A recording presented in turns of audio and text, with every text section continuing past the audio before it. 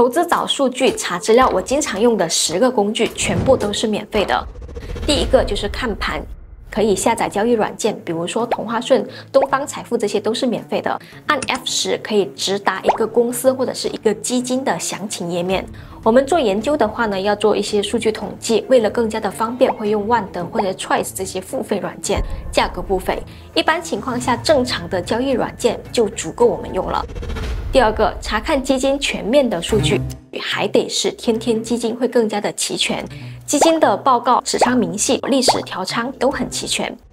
第三个，如果涉及到策略，只会赢点网格定投，点所有工具，里面有套利、网格、打新，还有估值、股债收益差，我们平时用的策略这里面都已经汇总了。第四个，获取研报，可以在东方财富官网研究报告那里获取。东财还有很多的经济数据，根据自己的需要去获取就可以了。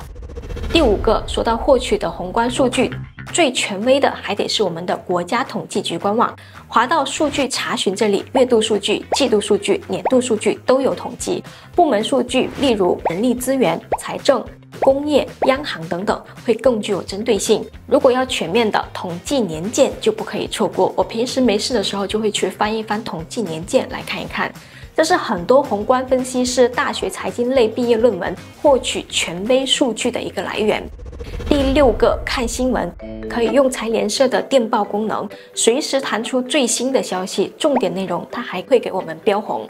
就是消息有时候太多了，我一天一般就是早上打开一下，有重大的事情会在朋友圈或者是公众群就先知道了，然后再去财联社看。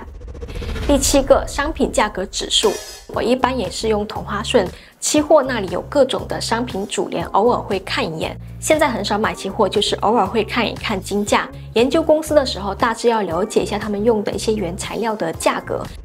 第八个就是房价，房价对我们的影响还是很大的。趋势动物可以查到各个城市各区的一个价格走势。最近几年房价不是在下跌嘛？跌到哪里了呢？我们就可以去看一看，扎心一下。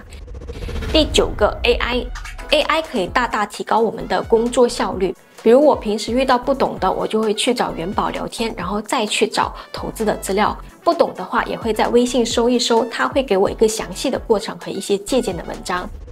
第10个，巨潮资讯，官方的一个下载基金和上市公司公告的网站。虽然这些在同花顺也都有，但是最权威的还是巨潮资讯，其他的网站都是从巨潮那里弄过来的。